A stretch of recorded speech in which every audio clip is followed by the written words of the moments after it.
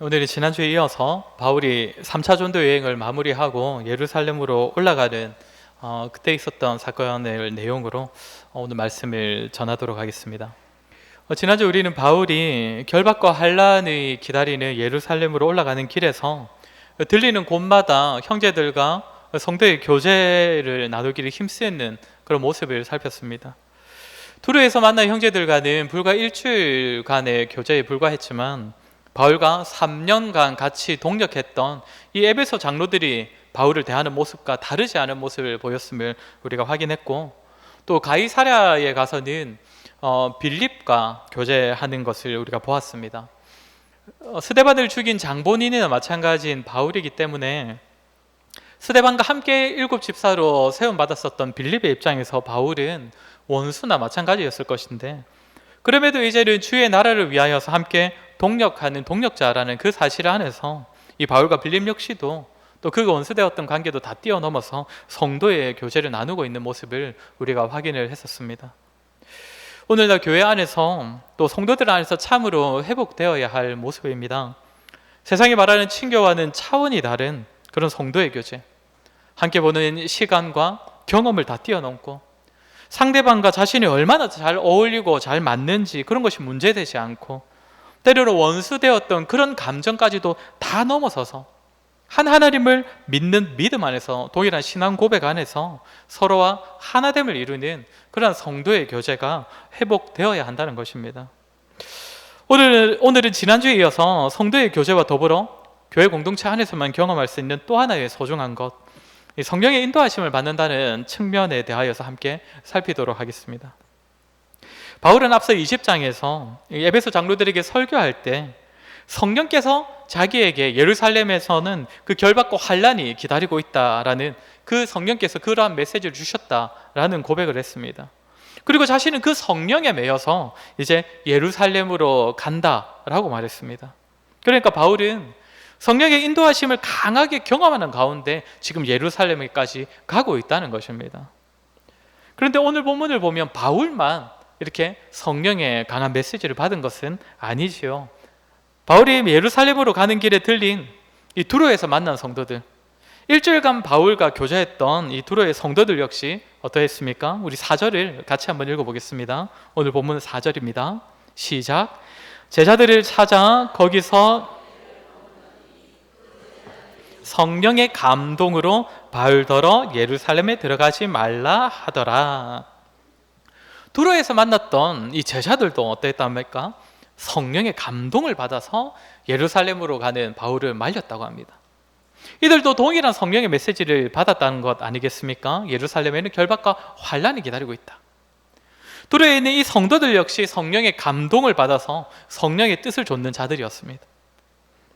그리고 두로에서 돌레마이로 갔다가 이제 가이사랴에 이르러서 빌립의 집에서 형제들과 교제를 하는데, 이때 구절을 보면 빌립의 딸들 4명이 다 예언하는 자였다라는 소개가 있습니다. 여기서 빌립의 딸들을 언급한다는 것은 아마도 이 빌립의 딸들 역시도 바울과 관련된 어떠한 예언을 했던 것 같은데, 이 뒤에 나오는 이 사람 이야기 때문에 구체적으로는 언급이 되지 않은 것 같습니다. 10절부터 보면 아가보라고 하는 한 선지자가 등장을 합니다. 이 사람이 가이사랴에 와서는 뭐라고 말합니까? 우리 11절도 같이 한번 읽겠습니다. 11절입니다. 시작. 우리에게 와서 띠를 가져다가 자기 수족을 잡아매고 말하기를, 성령이 말씀하시되 예루살렘에서 유대인들이 이같이 이 띠 임자를 결박하여 이방인의 손에 넘겨주리라 하거늘. 아가보는 그냥 말로 메시지를 전하는 자가 아니라 뭔가 좀 퍼포먼스를 하면서, 그러니까 뭔가 행동을 하면서 보여주면서 말을 전했던 자입니다. 바울의 옷에 있는 그 띠를 풀어서는 자기의 손발을 묶고, 예루살렘에 가면 바울이 바로 이렇게 될 것이다, 성령께서 나에게 말씀하셨다라고 하면서 그 말을 전달하는 것입니다. 아가보 역시 바울이 예루살렘에서 이 당할 일들을 성령으로부터 듣고 그것을 전했다는 것이죠. 그리고 직접적으로 언급되어 있지는 않지만 이 앞서 우리가 보았던 에베소 장로들 역시도 이 바울과 작별할 때 두로 성도들과 다르지 않은 모습을 보였던 것을 보면 아마도 그들 역시도 성령의 메시지를 듣지 않았나 생각됩니다. 이처럼 우리가 먼저 보게 되는 것은 참으로 그 시대의 성도들은 성령의 인도함을 받는 자들이었다는 것입니다. 자신의 힘과 생각, 자신의 의지와 경험으로 신앙생활을 하는 자들이 아니라 성령께서 어떤 분이시며 성령께서 어떤 일을 하시는지를 분명히 알고, 또한 그분께서 나에게 어떤 말씀을 하시고 어떤 길로 인도하시는지에 대한 분명한 인식 가운데에 성령의 뜻을 좇아 행동하며 살아가는 자들이었다는 것입니다. 그리고 그렇게 분명한 성령의 뜻을 좇아 살아가는 사람들이 모인 곳이 그 시대의 교회, 우리가 흔히 부르는 초대 교회였다는 것입니다. 어찌 보면 참 당연한 이야기를 하는 것 같습니다. 성도가 성령을 따르는 것, 성도를 성도되게 하는 것이 성도 안에 내주하시는 성령님이시기 때문에, 성도의 자격이 성령으로부터 오는 것이 마찬가지이기 때문에 성도가 성령 하나님을 가까이 하고 그 뜻을 좇아 살아가는 것은 너무나 마땅하고 당연한 성도의 모습입니다. 그러나 점점 성도들에겐 성령의 내주하심과 인도하심이 점점 막연해지고 있습니다. 분명 성령께서 내주하시고 우리가 그분을 만날 수 있고 그분의 뜻을 구하며 그분의 뜻을 좇으며 살아갈 수 있음을 고백하면서도 정작 삶 가운데서는 성령께서 함께 계시지 않는 것처럼 여전히 성령님이 없는 고아와 같은 신앙생활을 하는 자들이 너무나 많이 있다는 것입니다. 사랑하는 성도 여러분, 저와 여러분에게도 성령 하나님께서 함께하고 계시다는 사실을 믿으십니까? 믿으실 겁니다. 우리는 분명 말씀 가운데 약속되어진 그 성령께서 우리 안에 내주하심을 알고 또 믿고 있습니다. 그렇게 우리는 마땅히 성령의 인도하심을 따라서 그분의 뜻을 좇아서 성령의 음성을 들으며 살아가야 합니다. 그렇게 살아갈 수 있다는 것이죠. 그러면 우리가 어떻게 그렇게 살아갈 수 있겠습니까? 우리가 성령의 인도하심을 받는다는 것이 어떻게 가능하겠습니까? 많은 성도들이 성령의 나타나심을 뭔가 극적인 장면이 연출되는 것으로 그렇게 생각을 합니다. 성령은 하나님의 능력이시니 나타날 때도 뭔가 신기하고 뭔가 강하고 화려한 일들이 벌어지는 것이 성령의 나타나심이다 라고 많이들 생각을 한다는 겁니다. 물론 성령께서는 그렇게도 역사하실 수 있는 분이십니다. 성령께서도 하나님이시기 때문에 사람으로서는 도무지 이해하지 못하는, 사람으로서는 도무지 할 수 없는 그런 일들까지도 행하면서 극적인 일을 이루시는 분이시기도 합니다. 그러나 또한 성령께서는 우리가 성경을 잘 살펴보면 성도의 실제 삶 가운데에 그 삶에 굉장히 가까이 계셔서 성도의 실생활 가운데서 역사하는 분이심을 보게 됩니다. 이 경우에는 뭔가 극적인 것보다도 그저 일상 가운데 우리가 쉽게 확인할 수 있는 일들 가운데서도 역사하신다는 것입니다. 갈라디아서 5장을 보면 바울은 성령에 대해서 이야기를 하는데, 우리 갈라디아서 5장 16절 17절을 우리 한번 같이 읽도록 하겠습니다. 시작. 내가 이르노니 이루지 아니하리라. 육체의 소욕은 성령을 거스르고 성령은 육체를 거스르나니 이 둘이 서로 대적함으로 너희가 원하는 것을 하지 못하게 하려 함이니라.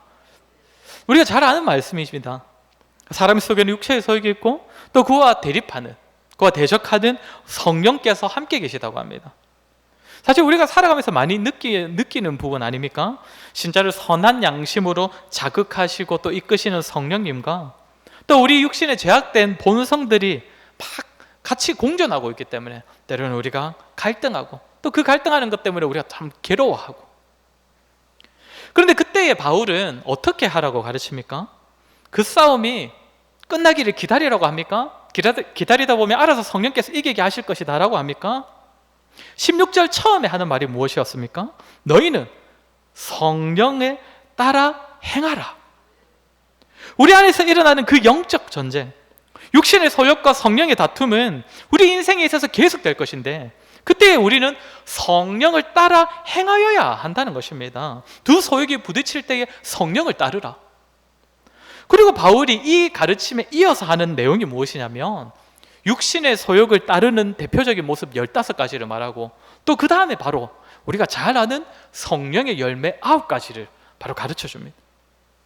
너희는 이 육신을 따르는 15가지 모습, 이런 삶들을 어떻게든 피하고 성령의 열매 9가지, 이런 모습은 성령의 열매이기 때문에 이것을 따라 행하며 살아가라는 것이죠. 그것이 바울이 권면하는 성령을 따르는 모습이라는 것입니다. 성령을 따라 살아가는 것. 때로는 남들은 모르고 나에게만 해당되는 뭔가 특별한 메시지가 주어지는 것 같은, 물론 그렇게 하실 수도 있겠지만 그것은 사실 분별하기도 어려운 것이고, 무엇보다 확실하고도 분명하게 주어진 성령 하나님의 뜻, 성령의 메시지, 우리가 성령을 따라 살아가는 삶의 모습과 방식이 이 말씀을 통하여서 우리에게 이미, 그리고 많이, 또한 충분하게 주어져 있습니다. 우리가 그것을 따라 행하면 그것이 성령의 메시지를 받는 것이고, 그것이 성령의 인도함을 받는 것이고, 그것이 우리가 성령을 따라 성령의 뜻을 쫓아 살아가는 것입니다. 사랑하는 성도 여러분, 성령의 사람이 되시길 바랍니다. 분명하게 주어진 성령의 뜻, 성령의 일, 성령의 열매를 쫓아 살아가시기 바랍니다. 물론 쉽지는 않을 것입니다. 우리 안에서 끊임없이 우리 안에 있는 육신의 그 소욕이 우리가 성령을 따르지 못하도록 끊임없이 방해할 것입니다. 그러나 바울이 성령의 9가지 열매를 말한 뒤에 무엇라고 말하냐면, 이 같은 것을 금지할 법이 없느니라. 그리스도 예수의 사람들은 육체와 함께 그 정욕과 탐심을 십자가에 못 박았느니라 라고 선포합니다. 우리가 성령을 따라 행한다면, 우리가 그 성령을 따라 그 성령의 뜻을 쫓아 살아간다면 그것을 막을 것이 없다는 것. 우리가 성령을 따르면 육신의 소욕도 우리가 능히 이길 수 있다는 것입니다. 저와 여러분, 성령을 따라 행함으로써 성령의 인도하심을 받고 성령의 뜻대로 살아가며 나아가 성령의 열매를 풍성히 맺으며 살아가는 저와 여러분 되기를 주의 이름으로 간절히 소원합니다. 이렇게 바울과 또 바울이 만난 성도들은 성령을 따르는 사람들이었지만, 그렇다고 이들 안에 전혀 문제가 없었던 것은 아닙니다. 오늘 본문 12절과 13절을 우리 한번 같이 읽어보겠습니다. 오늘 본문 12절 13절입니다. 시작.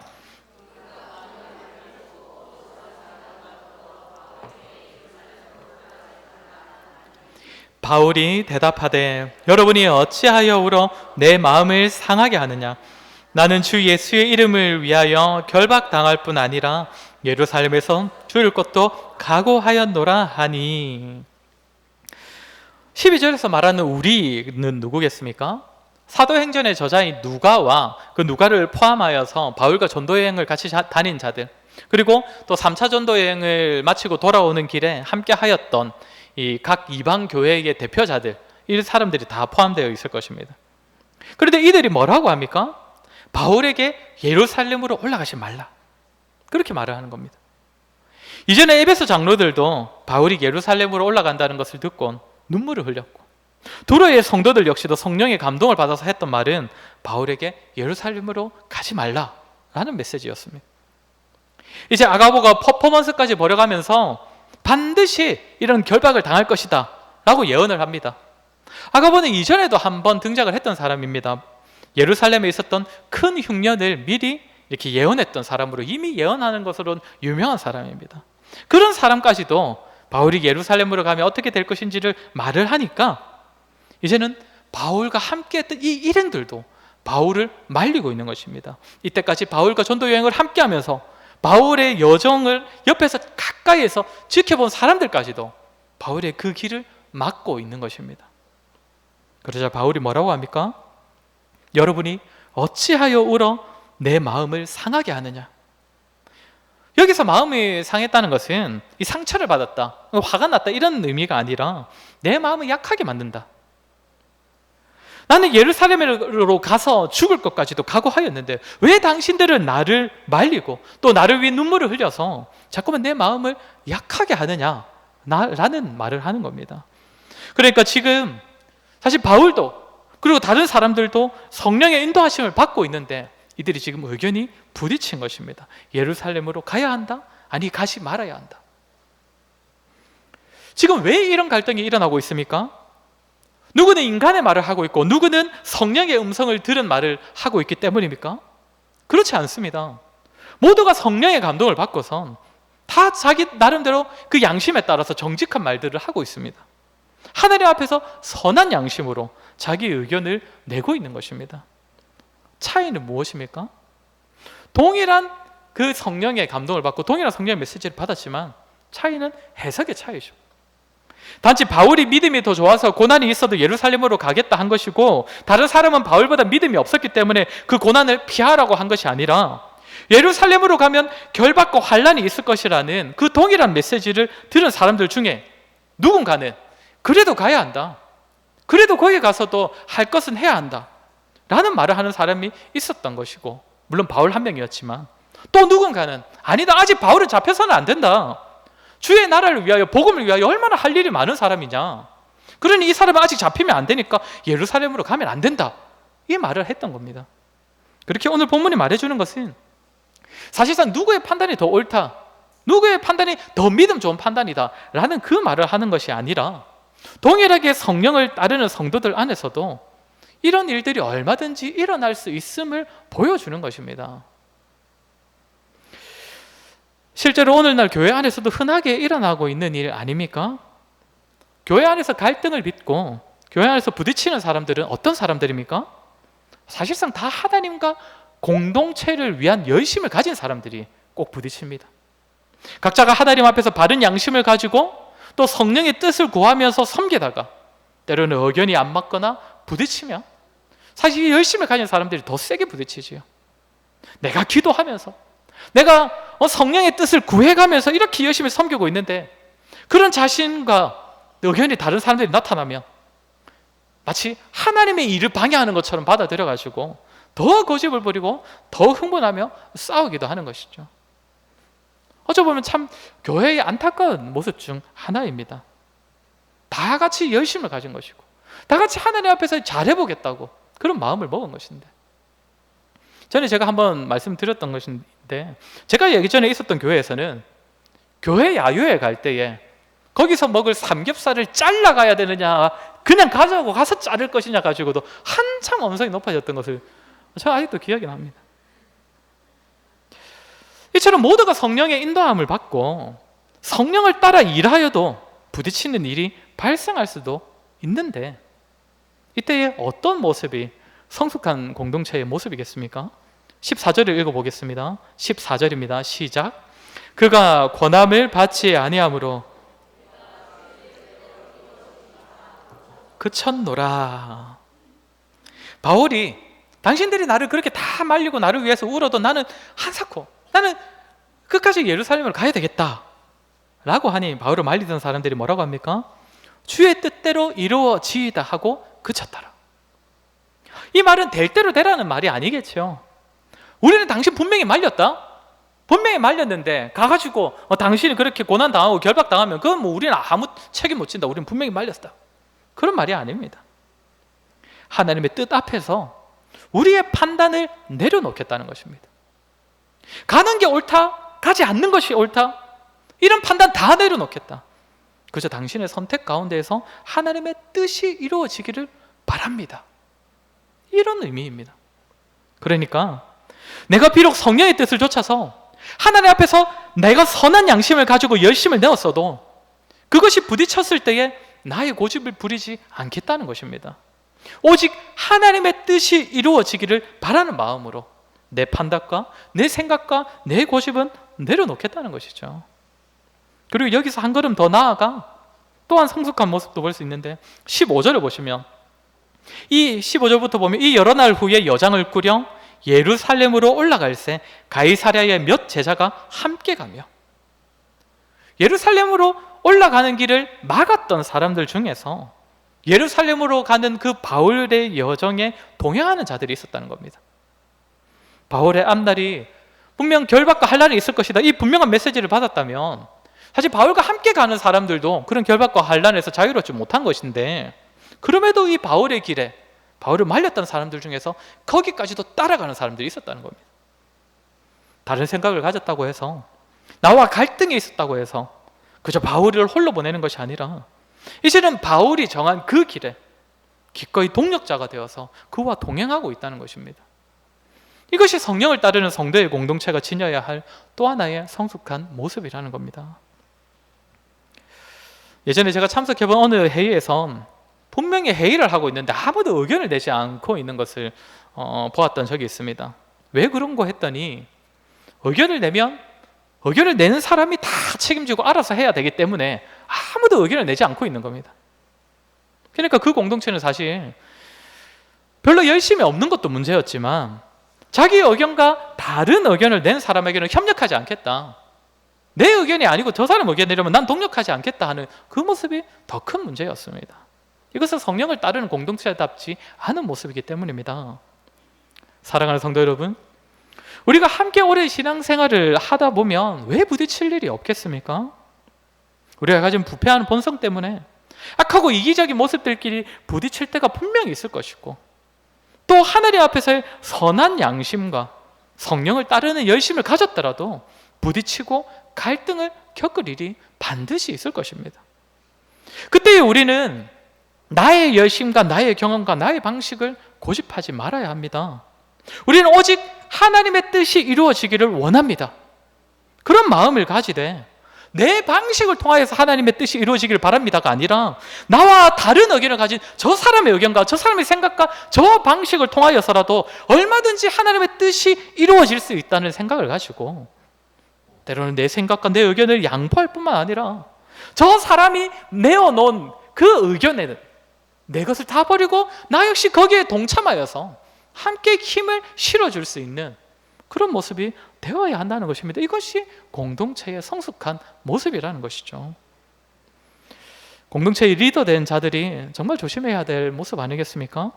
내가 리더이기 때문에 하나님께서 나를 통해 일하신다, 이 말이 사실 맞는 말이기도 하지만 틀린 말일 수도 있는 말입니다. 마치 나에게만 하나님께서 메시지를 주시는 것처럼 나를 따르라, 무조건 나를 따르라, 그렇게 해서는 안 될 것입니다. 네, 목사인 제가 제일 먼저 조심해야 될 부분입니다.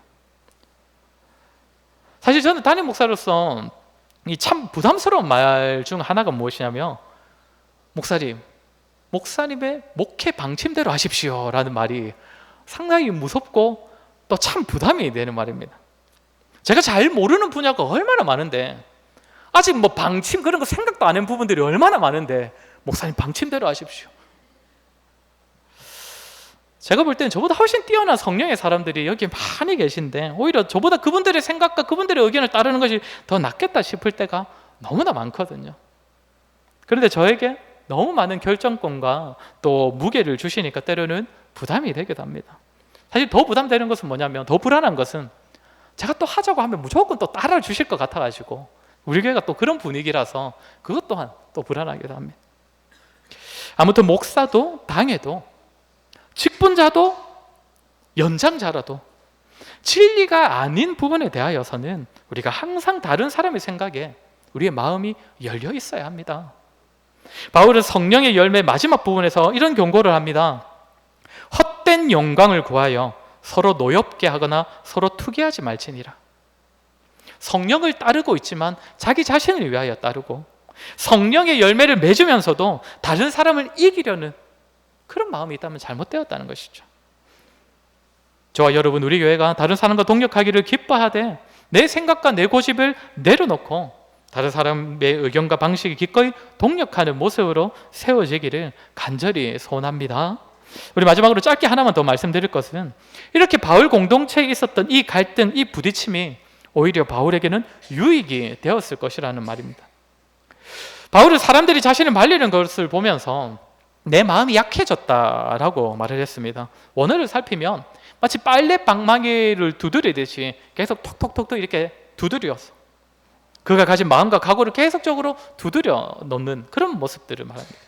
그럴 때마다 바울은 약해졌다고 합니다. 사람들이 울면서 말릴 때마다 약한 생각이 들었다고 합니다. 사람들이 이러한 두드림이 바울에게 어떤 영향을 주었겠습니까? 모두가 성령의 감동으로 하는 말들이니 그 말을 들을 때마다 참으로 자신이 가는 이 길이 보통 길이 아니라는 것을 되새길 수 있었겠지요. 보통의 각오로, 그저 내가 가진 열심으로 갈 수 있는 길이 아니겠구나. 정말 주변의 모든 사람들이 강권하여 말리는 이 길을 내가 지금 가는 것이구나. 어쩌면 바울은 자기 자신을 위하여 울고 또 가지 말라고 말리는 사람들을 볼 때마다 예루살렘으로 가는 자신의 각오를 다시 각오를 다잡았을 것입니다. 사람들의 만류를 정말 하나님께서 하시는 말씀으로, 너가 정말 이 길을 갈 수 있겠느냐? 이렇게 모든 사람들이 말리는 길인데, 이렇게 모든 사람들이 피하고 싶어하는 길인데, 그 정도의 고난이 예비되어 있는 이 길을 너가 정녕 갈 수 있겠느냐? 그런 하나님의 음성으로 들으면서 자신의 각오를 다지고, 또한 마음에서부터 그 고난 앞에서 미리 정말 참으로 준비가 되었을 것입니다.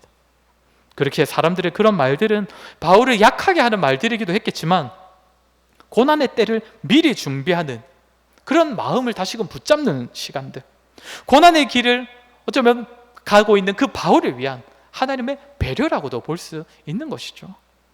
사랑하는 성도 여러분, 모두가 열심으로 교회를 섬기면 부딪힐 수가 있습니다. 부딪히기 싫어서, 나는 다른 사람들하고 부딪히기 싫어서, 애초에 갈등 만들기 싫어서 나는 교회 일을 열심히 하지 않겠다, 이렇게 말씀하시는 분도 간혹 계시는데, 그렇게 생각해서는 안 되는 이유 중 하나가 무엇이냐면, 갈등 역시도 결과적으로는 성도 개인과 공동체의 유익이 되기 때문입니다. 헛된 열심이 아니라 하나님을 향한 열심, 공동체를 위한 열심이라면 때로는 부딪히되 공동체를 와해시키는 것이 아니라 그로 인해 공동체가 더욱 견고해지는, 더욱 든든하게 세워지는 유익이 될 것이기 때문입니다.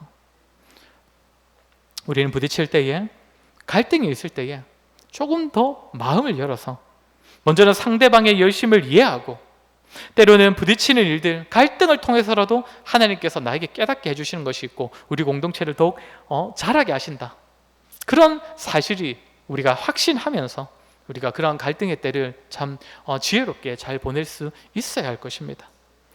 저와 여러분, 오늘 들은 말씀처럼 우리 모두가 성령을 따라 행하는 자들로서 성령의 열매를 풍성히 맺는 자들이 되었으면 좋겠고, 때로는 공동체 안에서 겪는 갈등 앞에서도 오직 하나님의 뜻이 이루어지기를 바라는 마음으로 때로는 내 생각과 고집 내려놓고 다른 사람의 의견에 기꺼이 동력하는 그러한 성숙한 성도로 세워지는 저와 여러분 되기를 주의 이름으로 간절히 소원합니다. 우리 시간 말씀을 기억하며 우리 한번 같이 기도했으면 좋겠습니다. 우리 기도할 때에 하나님, 우리에게 성령을 따라 행하기를 기뻐하는 그런 마음을 허락해 주시옵소서. 육신의 소욕을 조차 살아가지 아니하고 말씀 가운데 분명하게 계시하신 그 성령의 뜻을 조차 살아가는 우리가 되게 하여 주시옵소서. 또한 공동체 가운데서 때때로 의견이 부딪히고 그렇게 갈등이 있을 때에 나의 의견과 생각을 내려놓을 수 있는 겸손함과 기꺼이 다른 사람의 의견에 동력할 수 있는 그러한 성숙한 신앙을 허락해 주시옵소서. 우리 시간 들은 말씀을 기억하며 우리 한번 같이 기도하도록 하겠습니다. 기도하겠습니다.